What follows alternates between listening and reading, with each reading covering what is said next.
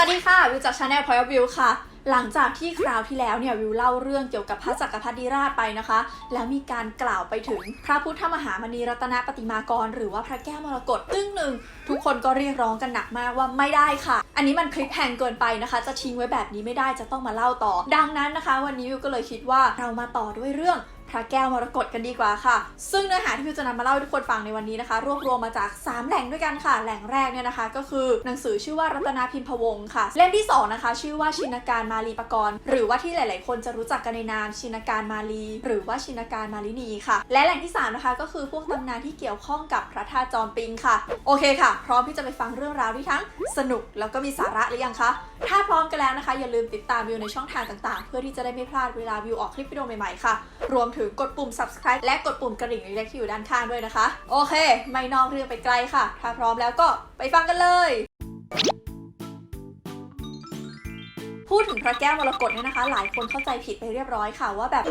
องค์พระทั้งองค์จะต้องเป็นมรกตจะต้องเป็น Emerald แน่นอนเพราะชื่อว่า Emerald Buddha ใช่ไหมคะจริงๆแล้วไม่ใช่นะคะองค์พระแก้วมรกตเนี่ยเป็นหินหยกค่ะชื่อว่าหินหยกเนไฟต์นะคะเป็นสีเขียวเหมือนกับมรกตส่วนสาเหตุที่ได้ชื่อมรกตเนี่ยก็แบ่งเป็น2สาเหตุด้วยกันนะคะสาเหตุแรกก็คือเพราะว่าสีเหมือนมรกตกับสาเหตุที่2ค่ะเพราะว่าตามตำนานกล่าวไว้ว่าพระแก้วองค์เนี้ยสร้างขึ้นมาจากหินที่ชื่อว่าหินอมรกตนั่นเองค่ะจากหลักฐานทางประวัติศาสตร์แน่ๆเนี่ยนะคะเราฟันธงได้แน่นอนว่าครั้งแรกที่เราเห็นพระแก้วมรกตเนี่ยคือบริเวณเจดีย์วัดป่ายะที่เมืองเชียงรายค่ะตามที่เราเคยอ่านเคยได้ยินได้ฟังกันมานะคะก็จะบอกว่าพระแก้วเนี่ยอยู่ในองค์เจดีย์มีฟ้าผ่าลงมาเจดีย์แตกคนก็เลยค้นพบพระแก้วหลังจากนั้นพระแก้วก็เดินทางไปที่ต่างๆจนสุดท้ายมาอยู่ที่กรุงเทพนั่นเองค่ะแต่ขอบอกไว้ที่นี่เลยนะคะว่าวิวจะไม่ได้เล่าไปจนถึงพระแก้วเดินทางมาถึงกรุงเทพมหานครค่ะขออนุญาตเล่าจบที่เมืองลำปางเท่าที่ตำนานรัตนพิมพวงศ์และชินการมาลีปกรณ์กล่าวไว้นะคะเรื่องเล่าต่อไปนี้นะคะอาจจะดูแฟนซีนิดนึงเพราะว่าเป็นตำนาน 100% เลยนะนี่คือตำนานการเกิดพระแก้วมรกตค่ะมาดูกันดีกว่าค่ะว่าพระแก้วมรกตเกิดขึ้นมาได้ยังไงใครเป็นคนสร้างพระแก้วมรกตและเกี่ยวข้องอะไรกับยักษ์วัดพระแก้วทำไมยักษ์วัดพระแก้วถึงไม่เหมือนยักษ์ที่อื่นค่ะคนที่คิดจะสร้างพระแก้วมรกตขึ้นมาเนี่ยนะคะก็คือพระนาคเษนค่ะเป็นพระชื่อดังองค์หนึ่งในสมัยอินเดียโบราณเมื่อประมาณพ.ศ. 500เนาะหลายๆคนน่าจะคุ้นชื่อพระนาคเษนกันดีจากมิลินทปัญหาใช่ไหมคะในนิทานเรื่องมิลินทปัญหาเนี่ยเป็นเรื่องเล่าเกี่ยวกับพระนาคเษนที่ไปเถียงกับพระยามิลินถกข้อหลักธรรมต่างๆจนกระทั่งพระยามิลินซึ่งเป็นกษัตริย์ชาวกรีกหรือว่าเมนันเดอร์มหาราชเนี่ยหันมาเลื่อมใสในพุทธศาสนานะคะนอกจากนี้นะคะวิวยังพูดถึงพญามิลินกับพระนาคเษนบ่อยๆเวลาที่วิวพูดถึงกำเนิดพระพุทธรูปซึ่งถ้าใครยังไม่เคยดูคลิปของวิวว่าด้วยเรื่องพระพุทธรูปมาจากไหนเนี่ยอย่าลืมกดไปดูได้ตรงนี้นะคะในคลิปนั้นก็จะเห็นว่าเรื่องราวเกี่ยวกับกรีกเนี่ยมันเกี่ยวยังไงกับการสร้างพระพุทธรูปของศาสนาพุทธค่ะซึ่งอย่างไรก็ดีเนื่องด้วยช่วงนั้นเนี่ยเป็นช่วงที่เขาเริ่มฮิตสร้างพระพุทธรูปใช่ไหมคะถามว่าพระนาคเษนมีความคิดอะไรวันหนึ่งนะคะพระนาคเษนนั่งอยู่แล้วอาจารย์ของตัวเองเนี่ยเพิ่งมรณภาพไปก็เลยมีความคิดขึ้นมาว่าจะทำยังไงดีนะที่จะทำให้พระพุทธศาสนาเนี่ยอยู่ยั่งยืนยงต่อไปทำไงให้คนในอนาคตยังระลึกถึงพระพุทธศาสนาอยู่พระนาคเษนก็เลยคิดว่าเราจะสร้างพระพุทธรูปขึ้นมาองค์นึงดีกว่าคนจะได้ระลึกถึงพระพุทธเจ้าทุกครั้งที่มองเห็นพระพุทธรูปนี้อันนี้เป็นคอนเซปต์สมัยโบราณนะคะเวลาเขาสร้างวัตถุมงคลต่างๆเขาไม่ได้สร้างขึ้นมาเพื่อให้กราบไหว้บูชาอะไรนะแต่เขาสร้างขึ้นมาเพื่อให้ระลึกถึงพระพุทธศาสนาว่าณที่แห่งนี้เคยมีพุทธศาสนาอยู่เวลาเรากราบไหว้วัตถุมงคลเนี่ยเราก็จะระลึกถึงหลักธรรมคำสอนของพระพุทธเจ้าต่างๆค่ะเช่นกันพระนาคเษนก็เลยคิดว่าจะสร้างพระขึ้นมาองค์นึงแต่ถ้าเราสร้างพระด้วยเงินด้วยทองด้วยเพชรพลอยอันมีค่าเนี่ยนะในอนาคตมนุษย์เนี่ยมีความโลภมนุษย์จะต้องตีกันแล้วแย่งพระองค์นี้แน่นอนเพราะว่าความมีค่าของพระองค์นี้ดังนั้นค่ะพระนาคเษนก็เลยคิดว่าไม่ได้กาละเราสร้างพระองค์นี้ด้วยหินดีกว่าแต่ว่าคิดว่าควรจะสร้างให้เป็นพระที่วิเศษอะไรบางอย่างขณะที่คิดอยู่อย่างนั้นนะคะปรากฏว่าพระอินทร์ที่อยู่บนสวรรค์เกิดรับรู้ความคิดของพระนาคเษนขึ้นมาแล้วก็รู้สึกว่าพระองค์นี้เนี่ยคิดอะไรน่าสนใจเราลงไปช่วยพระรูปเนี้ยสร้างพระพุทธรูปดีกว่าพระพุทธรูปนี้จะได้เป็นพระพุทธรูปที่วิเศษที่ดีสมกับที่พระรูปนี้ตั้งใจเอาไว้ว่าจะให้พุทธศาสนาอยู่ยั่งยืนยงว่าแล้วนะคะพระอินทร์ก็เลยชวนพระวิสุกรรมค่ะหรือว่าเทพแห่งช่างเนี่ยนะลงมาจากสวรรค์ลงมาเลยลอยมาฟิวมาหาพระนาคเษนมาถึงก็ถามพระนาคเษนว่าคุณมีปัญหานี้อยู่ใช่หรือไม่คุณคิดว่าคุณจะสร้างพระแต่คุณไม่รู้จะสร้างอย่างไรไม่ต้องห่วงเราเนี่ยแหละจะมาช่วยท่านเองพระนาคเษนได้ยินแบบนั้นนะคะก็ดีใจมากว่าแต่เราจะเอาหินอะไร มาสร้างพระนี้ล่ะพระอินทร์นะคะก็เลยเสนอขึ้นมาว่านี่พระนาคเษนมันมีหินแก้วมณีอยู่ดวงนึงเนี่ยซึ่งเป็นแก้วมณีที่วิเศษมากอยู่ที่ภูเขาชื่อว่าภูเขาวิบูลย์ชื่อว่าแก้วมณีโชติหรือว่าแก้วรัตนะนั่นเองเราคิดว่าท่านเนี่ยควรจะเอาหินก้อนนี้แหละที่เป็นหินวิเศษมากๆเอามาสร้างเป็นพระพุทธรูปนะถ้าใครดูคลิปเล่าเรื่องจักรพรรดิราชของวิวแล้วก็จะรู้ว่าแก้วมณีโชติเนี่ยนะคะเป็นแก้ววิเศษเป็นหนึ่งในของคู่บุญของพระจักรพรรดิราชทั้ง7นะคะซึ่งถ้าใครยังไม่ได้ฟังสามารถกดไปดูได้ตรงนี้เลยค่ะว่าแล้วนะคะพระอินทร์ก็เลยสั่งพระวิสุกรรมบอกว่าพระวิสุกรรมข้าตัดสินใจละหินแก้วมณีโชตินี่แหละเป็นหินที่เหมาะที่สุดที่จะนำมาสร้างพระของเราเจ้าไปเอาหินก้อนนี้มาสิซึ่งพระวิสุกรรมนะคะพอได้ยินอย่างนั้นก็เถียงขึ้นมาทันทีเลยแบบว่าเดี๋ยวพระอินทร์ท่านสั่งมาอย่างเงี้ยฟังเหมือนง่ายเลยนะแต่มันไม่ง่ายเลยเพราะว่าหินแก้วมณีโชติเนี่ยเป็นหินสำคัญใช่ไหมดังนั้นนะคะที่ภูเขาวิบูลย์เนี่ยก็เลยมีกุมพันต่างๆเนี่ยเฝ้ารอบภูเขาอยู่เพื่อไม่ให้ใครเข้าไปยุ่งกับหินก้อนนี้เลยยกเว้นเมื่อใดก็ตามที่พระจักรพรรดิราชถือกำเนิดขึ้นมาบนแผ่นดินหินก้อนนี้ก็จะลอยไปหาพระจักรพรรดิราชเองดังนั้นถ้าข้าไปกุมพันไม่ให้หรอกพระอินทร์นะคะก็เลยตกลงไปกับพระวิสุกรรมไปถึงก็ไปเจรจากับกุมพันบอกว่าท่านกุมพันข้าขอหินแก้วมณีโชตินี้ไปสร้างพระได้ไหมคือมีพระองค์นึงชื่อพระนาคเษนเนี่ยนะมีความคิดที่ดีมากก็เล่าให้ฟังพวกกุมพันทั้งหลายนะคะก็บอกว่ามันเป็นความคิดที่ดีนะก็น่าสนใจเหมือนกันที่เราจะสร้างพระขึ้นมาเพื่อสืบต่อพุทธศาสนาแต่หินแก้วมณีโชติเนี่ยเอาไปไม่ได้เพราะว่ามันเป็นของคู่กับพระจักรพรรดิราชถ้าท่านเอาไปแกะสลักทำพระพุทธรูปแล้ววันหนึ่งเกิดมีพระจักรพรรดิราชเกิดขึ้นมาพระองค์นั้นไม่ลอยไปหาพระจักรพรรดิราชเลยเหรอเราขอเสนอวิธีแก้ปัญหาใหม่ได้ไหมคือมันมีแก้ววิเศษอีกดวงหนึ่งอยู่ใกล้ๆแก้วมณีโชตินี่แหละเรียกได้ว่าอยู่ในภูเขาลูกเดียวกันเลยเนี่ยนะชื่อว่าหินแก้วอมรกตเป็นแก้วที่วิเศษมากๆเป็นพญาแก้วเหมือนกันมีแก้วแหวนเงินทองเป็นบริวารถึง750ดวงเลยนะ ท่านเอาหินก้อนนี้ไปสิสุดท้ายนะคะพระอินทร์กับพระวิสุกรรมก็เลยตกลงกันว่าเอาหินแก้วอมรกตนี่แหละไปแทนหลังจากนั้นค่ะพระอินทร์ก็เอาแก้วลูกนี้กลับไปให้พระนาคเษนนะคะส่วนพระวิสุกรรมเนี่ยแปลงร่างเป็นพราหมณ์นะคะลงมาถึงมาขอแกะสลักหินก้อนนี้ให้กลายเป็นพระแก้วมรกตค่ะซึ่งการที่นำเอาหินแก้วอมรกตจากภูเขาวิบูลย์เนี่ยมาสร้างเป็นองค์พระนี่คือสาเหตุค่ะที่ทำให้ที่วัดพระศรีรัตนศาสดารามหรือว่าวัดพระแก้วปัจจุบันจะต้องมียักษ์อยู่ตามประตูต่างๆหลายคนก็แบบการมียักษ์อยู่ตามประตูก็ปกตินี่คะก็ยักษ์ทวารบาลไงอย่างที่วัดอื่นๆก็มีไม่ใช่หรอมียักษ์อยู่ตามประตูวัดโพก็มียักษ์อยู่ตามประตูมันแตกต่างกันยังไงขอบอกว่าต่างค่ะคือถ้าใครไปดูยักษ์วัดอื่นๆที่เป็นยักษ์ทวารบาลจะเห็นว่ายักษ์ทวารบาลคือยักษ์เฝ้าประตูใช่ไหมยักษ์เฝ้าประตูมีหน้าที่ยืนอยู่หน้าประตูมองออกไปนอกวัดเพื่อป้องกันไม่ให้ใครเข้ามาในวัดแต่ยักษ์วัดพระแก้วค่ะแตกต่างจากยักษ์วัดอื่นคือยักษ์วัดพระแก้วหันหน้าเข้าวัดไม่เคยสังเกตกันละส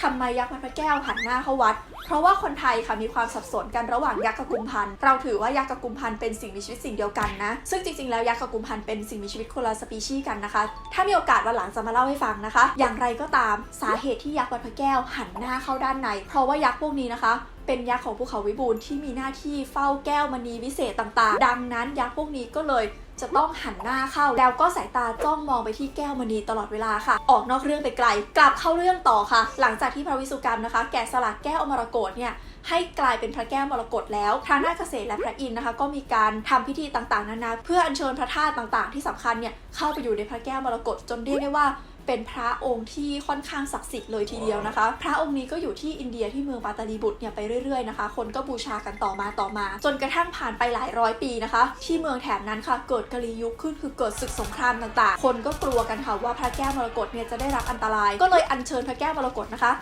หนีฟิวข้ามไปอยู่ที่เกาะลังกาเลยค่ะซึ่งที่เมืองลังกาเนี่ยพระแก้วมรกตก็ประดิษฐานอยู่ที่นั่นนะคะจนกระทั่งถึงประมาณปีพศ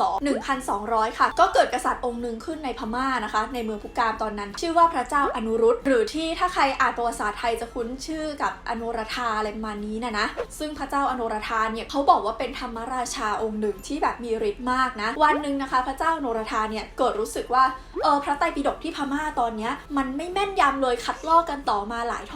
อดอาจจะไม่บริสุทธิ์ 100% ฉันอยากจะไปคัดลอกพระไตรปิฎกที่กรุงลังกาเนี่ยมาไว้ที่พม่าจังเลยดังนั้นนะคะพระเจ้าอโนรธาก็เลยขี่ม้าค่ะแล้วก็เหาะข้ามไปที่กรุงลังกาเลยก็เรื่องนี้จะแฟนตาซีนิดนึงนะคะอย่าไปซีเรียสอะไรมากจริงๆมันก็แฟนตาซีตั้งแต่มีกุมพันเฝ้าแก้วมณีแล้วนะพระเจ้าอโนรธาเนี่ยก็เหาะไปที่กรุงลังกาค่ะไปถึงก็บอกพระเจ้าลังกาว่าฮัลโหลเรามาขอคัดลอกพระไตรปิฎกหน่อยเรารู้สึกว่าพระไตรปิฎกที่พม่าเนี่ยมันเขียนผิดเขียนถูกนะกษัตริย์เมืองลังกาค่ะก็เลยบอกว่าได้ว่าแล้วนะคะ นะคะพระเจ้าอโนรธาก็จัดการลงทุนคัดพระไตรปิฎกค่ะก็คัดไปทั้งหมด4 มัดด้วยกันนะคะหลังจากนั้นค่ะพระเจ้าอโนรธาก็อัญเชิญพระไตรปิฎกกลับไปที่พม่าโดยที่แบ่งเรือเป็น2 ลำนะคะเรือลำแรกใส่พระไตรปิฎกไป2 มัดอีกลำนึงก็ใส่ไปอีก2 มัดแล้วแถมอัญเชิญพระแก้วมรกตมาด้วยปรากฏว่าเกิดพายุขึ้นกลางทางค่ะเรือลำแรกที่มีพระไตรปิฎก2 มัดเนี่ยไปถึงเมืองพม่าเรียบร้อยไม่ได้มีปัญหาอะไรแต่เรือลำที่2เนี่ยนะคะติดพายุแล้วก็ไปขึ้นฝั่งที่นครธมของกัมพูชาแทนค่ะปรากฏว่าเมื่อไปขึ้นฝั่งที่นั่นนะคะพระเจ้าเมืองกัมพูชาก็รู้สึกว่าฉันเป็นคนมีบุญ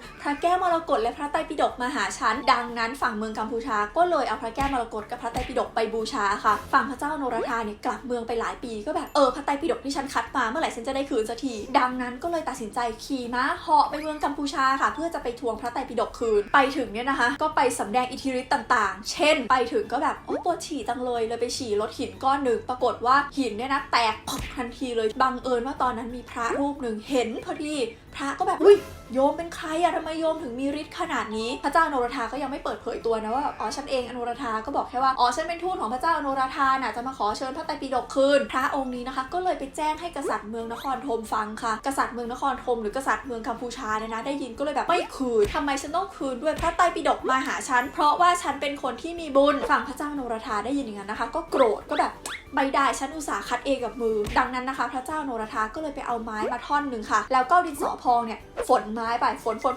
เรียกได้ว่าเป็นผงสีขาวๆติดไม้เลยใช่ไหมแล้วก็ขี่ม้านะคะเหาะไปทั่วเมืองเหาะไปเจอใครนะคะก็เอาไม้ฟาดคอปักซึ่งทำให้ผงดินสอพองเนี่ยไปติดคอของทุกคนจุดแล้วพระเจ้าอโนรธาก็ไปประกาศว่าคืนพระไตรปิฎกให้ฉันเดี๋ยวนี้ไม่งั้นคราวหน้านะไอ้ที่ฟาดเนี่ยไม่ใช่ไม้ละไอ้ที่ฟาดเนี่ยดาบทุกคนก็จับที่คอตัวเองแล้วก็แบบอุ้ย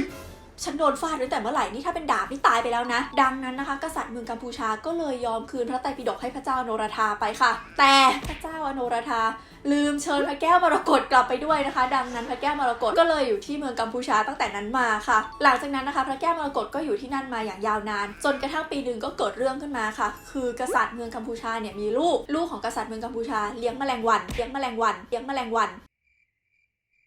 นใช่เลี้ยงแมลงวันในขณะที่ปุโรหิตเมืองกัมพูชาเนี่ยก็มีลูกเหมือนกันลูกเลี้ยงแมงมุมทีนี้ลูกกับลูกก็มาเล่นกันปรากฏว่าแมงมุมของลูกปุโรหิตไปกินแมลงวันของลูกกษัตริย์เมืองกัมพูชาดังนั้นลูกกษัตริย์เมืองกัมพูชาราชบุตรเนี่ยก็ร้องไห้โวยวายแบบ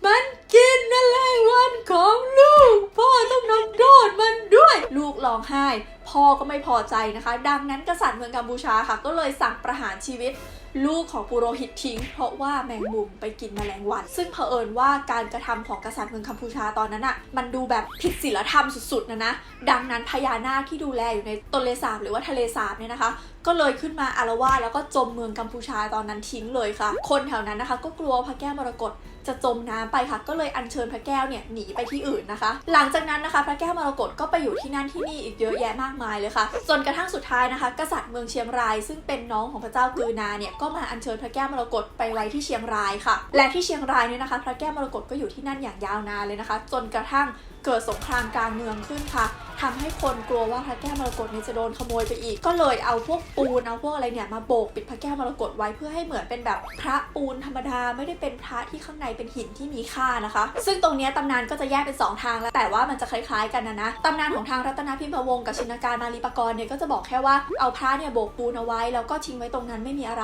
ในขณะที่ตำนานพระแก้วมรกตทั่วไปก็จะบอกว่าเอาไปใส่ไว้ในเจดีย์ด้วยนะคะซึ่งเวลาผ่านไปอย่างยาวนานนะคะทุกคนก็ไม่มีใครจำได้ว่าพระแก้วมรกตอยู่ที่ไหนจนกระทั่งวันหนึ่งค่ะถ้าเป็นฝั่งตำนานทั่วไปก็บอกว่ามีฟ้าผ่าลงมาที่เจดีย์แล้วเจดีย์ก็แตกโผล่ออกมาทำให้คนเห็นพระที่อยู่ด้านในเป็นพระปูนแต่ก็ไม่ได้สนใจอะไรก็เลยเอาออกมาตั้งบูชาธรรมดาแล้วหลังจากนั้นเป็นเวลาไม่นานนะคะ2ตำนานก็กล่าวตรงกันค่ะว่าอยู่ดีๆเทวดาก็บันดาลบอกว่าทุกคนควรจะรู้ได้แล้วว่าพระแก้วมรกตอยู่ที่นี่ก็เลยทำให้ปูนเนี่ยแตกออกมาตรงบริเวณพระนาสิกของพระนะคะคนก็เลยเห็นสีเขียวมรกตด้านในแล้วก็ค่อยๆแกะปูนออกทั้งองค์ค่ะพระแก้วมรกตก็เลยกลับมาอยู่ที่ความสนใจของคนต่อไปค่ะซึ่งวัดที่เราพบเจอพระแก้วมรกตที่เชียงรายนะคะปัจจุบันยังชื่อว่าวัดพระแก้วจังหวัดเชียงรายนะสามารถไปเที่ยวกันได้ยังอยู่นะคะหลังจากที่พระแก้วมรกตกลับมาอยู่ในความสนใจของฝูงชนเนี่ยก็มีเรื่องราวต่างๆมากมายอาทิกษัตริย์เมืองเชียงใหม่อยากจะเชิญพระแก้วมรกตไปไว้ที่เชียงใหม่แต่ว่าเชิญแล้วพระแก้วเกิดรู้สึกว่าไม่อยากไปก็แสดงปาฏิหาริย์ต่างๆถ้าเป็นฝั่งตำนานทั่วไปก็จะบอกว่าท่านเนี่ยบันดาลให้ช้างไม่ยอมเดินไปที่เมืองเชียงใหม่แต่ให้เดินไปที่เมืองลำปางหรือว่าเมืองเขลางนครนะคะส่วนในตำนานรัตนพิมพวงศ์เนี่ยก็จะบอกว่าพระแก้วมรกตสำแดงฤทธิ์ค่ะคือถ้าใคร รจะยกไปที่เชียงใหม่เนี่ยต่อให้ยกกันเป็น100 คนยกยังไงก็ยกไม่ขึ้นก็เป็นอันจบตำนาน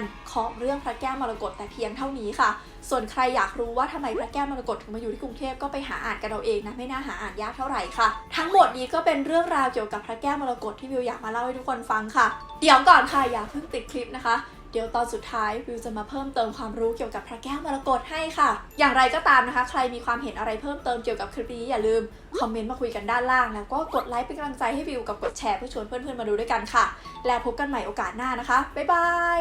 สวัสดีค่ะถึงแม้ตามตำนานต่างๆนะคะจะบอกว่าพระแก้วมรกตเนี่ยเกิดที่อินเดียนู่นนี่นั่นแต่ว่าถ้าเราศึกษาจากพุทธศิลป์หรือว่าลักษณะทางศิลปะต่างๆเนี่ยนะคะก็จะเห็นว่าจริงๆแล้วพระแก้วมรกตเนี่ยน่าจะสร้างขึ้นในบริเวณแถบๆนี้นี่แหละในบริเวณสุวรรณภูมิเนี่ยนะคะเพราะว่านักวิชาการทางประวัติศาสตร์ศิลปะหลายๆคนนะคะจะบอกว่าพระแก้วมรกตมีสกุลช่างหน้าตาเหมือนพระสมัยเชียงแสนต่างๆนานาส่วนศาสตราจารย์ดร.ศักดิ์ชัยสายสิงห์นะคะอาจารย์ภาควิชาประวัติศาสตร์ศิลปะคณะโบราณคดีมหาวิทยาลัยศิลปากรเนี่ยก็จะให้ความเห็นว่าพระแก้วมรกตเนี่ยน่าจะอยู่ในสกุลช่างพะเยานะคะแต่ว่าวิวอาจจะไม่ได้เจาะลึกลงไปทางโบราณคดีเท่าไหร่ค่ะวันนี้เหมือนกับว่าอยากมาเล่าตำนานแล้วก็นิทานให้ทุกคนฟังมากกว่าก็ฟังกันสนุกๆเนาะวันนี้ลาไปก่อนค่ะบ๊ายบายสวัสดีค่ะ